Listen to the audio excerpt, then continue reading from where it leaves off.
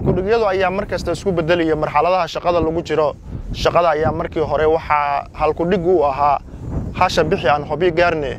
Kadib markii wadada loo soo jeestay dhinaca magaalada Gaalkacyo ayaa halkudhig waxa uu noqday geela bixi aan Gaalkacyo gaarne. Hadda lagu sugan yahay magaalada Docol ee gobolka Mudug ayaa halkudhig waxa uu noqday ganiga bixi aan Gaalkacyo gaarne, taas oo ka tarjumaysa gabagabada dhismaha wadada isku xirta Gaalkacyo iyo Hobyo. waa go'aan aad u adkaa oo ay qaateen guddiga isku xilqaamay dhismaha wadda cabirkeedu ahaa 260 kiiloomitir oo ahayd wadda aan helin gacan dowladeed iyo shisheeye. waana isku tashi aad u adkaa oo lagu dhaqaaqay, waana sababta keentay inay u istaagaan aqoon-yahano iyo waxgarad ka soo jeeda gobolka Mudug kadib markii ay arkeen dayaca iyo dhibaatooyinkii laga mari jiray in la gaaro isha dhaqaalaha Galmudug ee Hobyo. Hobyo oo mid ka mid ah degmooyinka xeebta saaran ayaa nasiib u helin xilligaas inay hesho waddo si toos ah u gasha, waxaana horey darawallada gaadiidka ay ku qaadan jirtay inay Hobyo ay ku gaaraan muddo 2 maalin. Hobyo waa degmadii labaad ee loo aqoonsado degmo buuxdo marka laga soo tago degmada Seylac oo ka horeysay, mana helin mudnaantii ay lahayd oo ugu horeyso wadda ay u maraan gaadiidka aada degmadaasi. Guddiga gob ayaa sabab u noqday in gaadiid badan oo hadda Hobyo tagan ay saacado ay ku gaaraan kadib markii wadadaasi loo dhisay iyadoo aan wax lacag la weydinin. Riyo dad badan ay aaminsanayeen inaysan socon karin ayaa guddiga gob ay ka miro dhaliyeen.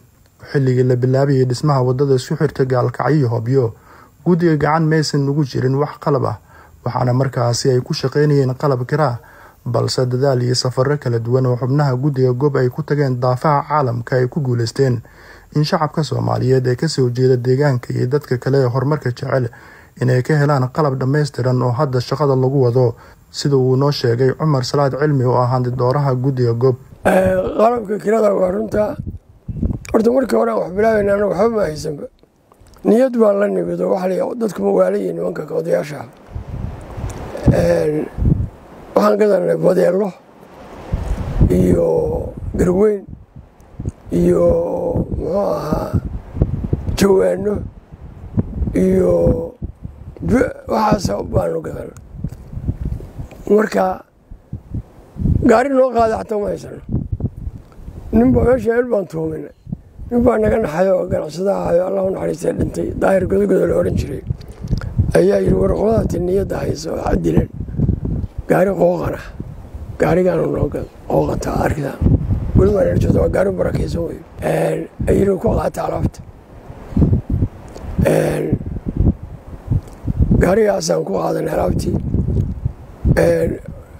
qalab yaalay Gaalkacyo oo qaar ay leeyihiin niman yiri Hobyo si bood baana la yiraahdaa oo soo gaday dhowr iska roga iyo cagaf iyo baalle Gaalkacyo iska taala oo meel ay marsiiyaan waayeen.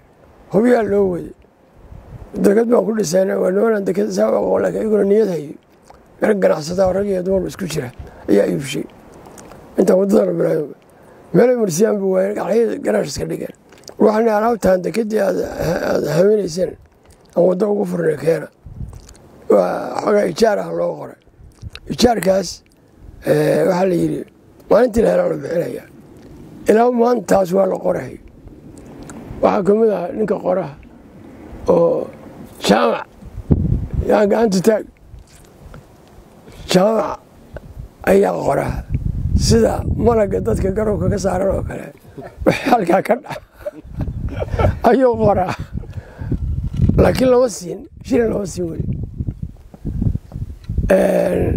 qolo kale oo Cismaan Caato allah u naxariistee qalab uu ka dhintayna iyaguna waxaan nidhi kiraa laynsiinaya keena, waxbay keeneen dhowr iyaguna keeneen qalab ah.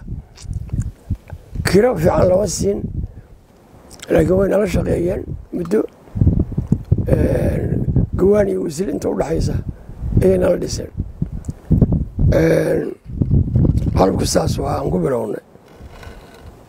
muxuu ahaa kabacdina qalab waa la soo gaday Ameerika, Imaaraadka, kulli qalabkan hadda yaallo aragteen gob waa soo gadatay. dhowr gaari waxaa ku jira qolada iyo hore Hobyo si bood lahaayada aan sheegayay oo gawaarida gadgaduudana oo iska rogooyinka majruuska la yiraahdo ayaa ku jira. inta kale alaabtaas gob waa soo gadatay. mucaawanadii ay dadku bixinayeen waa laga gaday iyaga waddada lagu soo dhisay. dhinaca kale Dr. Cumar Salaad Cilmi ayaa tilmaamay in ujeedka dhismaha waddadaasi ay ahayd in la helo marin loo maro isha dhaqaalaha Galmudug ee Hobyo isla markaana guddiga gob ay ku guuleysteen qorshahaasi. marka ujeedada waddadu waxay ahayd marka hore in Hobyo iyo la isku furo ilaa Gaalkacyo, marka labaadna ay dhalato deked. waayo haddii deked lama samayn karo haddaan wadda jirin. wadda haddii la sameeyana oo aan deked lahayna iyaduna waxay noqonaysaa khasaare kale oo waddadu maahan inay wadaacado laga keenay Boosaaso inay sii qaado Hobyo geyso iyo dhulka ka sokeeya. waa inay deked heshaa iyaduna waddadu. dekeduna waa inay waddo heshaa. sidaasay isugu xiran tahay. marka istiraatiijiyada aan ku fikrayna waxay ahayd in waddada marka la dhiso, waddadu waa jay, marka waddada la dhiso in dekeddu ay loo howlgalo. marka ilaahay maadiis deked yar baa 2 dekedood bay hadda dhashay waddadii. 9 sannadood baa wadnay oo dadka gudaha iyo dadka dibadda iyo ay taageerayeen. hadba wixii la helo ayaa lagu soo dhaqaaqay. markii wax la waayana waana fariisanay.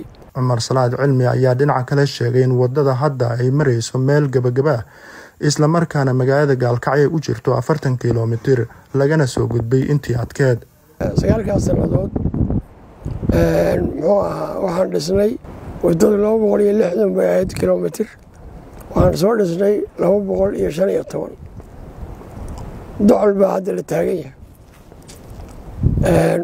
waxaa ka hartay 40 kiiloomitir Gaalkacyo. 260 baa ka go-aysa marka waddada la toosiyo. marka docol haddii lagu daro waxay noqonaysaa 255. haddii docol iyo Gaalkacyo la isku xiro way noqonaysaa. alxamdulilaahi ilaahay waa mahadda iskale. waxaa naga go-an shaqaalaha iyo kulligayo in intay hartana la dhammaystiro. waxaan tagnay anigii Dr. Cumar Salaad Cilmi halka ay shaqadu ay ka socoto oo duleedka magaalada Docol ee gobolka Mudug.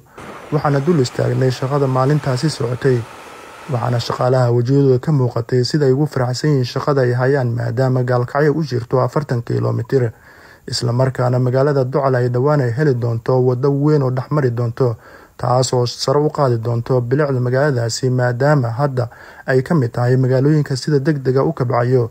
dadka deegaankaasina ay xooga ay saareen sidii dhir loogu beeri lahaa sida uu warbaahinta u sheegay Saciid Warsame Soofe.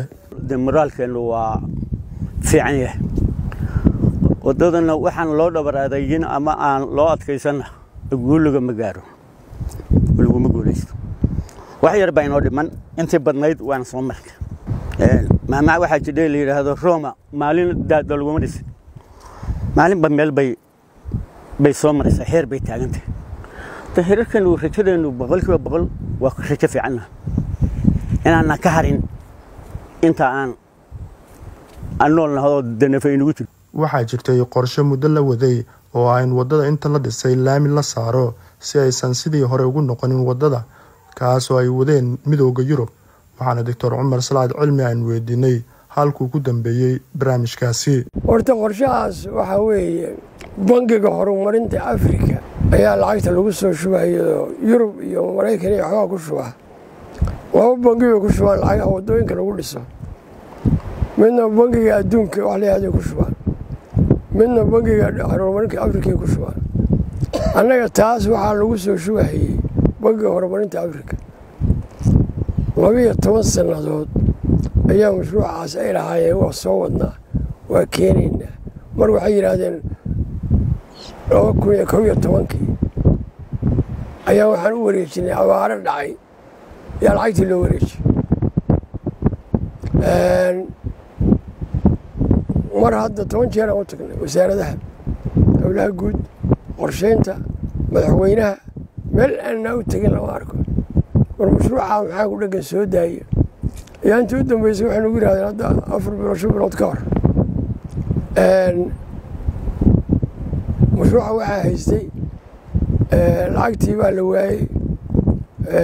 muxuu ahaa ninkii ku qaatay inuu dhiso kontaraadda ayaa dhintay kambanigiisi baa laga wareejiyey kambani kale la doonayey haddaa kambanigii la helay waxaan samaynaynaa marka injineeradii ayaa tegaya oo meeshii soo saaminaya waxay ahayd laami maahana waxay ahayd jay 100 kilomitir oo jay ah oo Ceelguule ilaa Gaalkacyo waan soo saaminaya anaguna waa soo dhaafnay Ceelguule iyo waxaasoo dhan oo ducal baan taaganay umarna waana jecel waxaan ognahay waxaasoo dhan been yihiin Dr. Cumar Salaad Cilmi oo aan dooraha guddiga soo xilqaamay wadada soo xirtay Gaalkacyo Hobyo ayaa ka codsaday shacabka Soomaaliyeed inay mar kasta ay ka qayb qaataan dhismaha wadada soo xirtay Gaalkacyo Hobyo maadaama hadda ay marayso meel gabagaba ah horumarka dadka laga rabo inay sameeyaan waxaan rajaynaynaa aan ku baaqaynaa dadkii wadooyinka wadada taageeri jiray oo u dhashay gobolkan Galmudug meel ay joogaanba dibadda iyo gudo inay wadada u hawlgalaan mar labaad guntiga isku xiraan isxilqaamaan wadada 40 ka hartay inay nala dhameeyaan oo ay guushii sidaa ku dhamaystiranto ayaanu ka codsanaynaa waan rajaynaynaa inay ka soo jawaabaan waxaan leenahay guushii waa dhowdahay dhamaystiran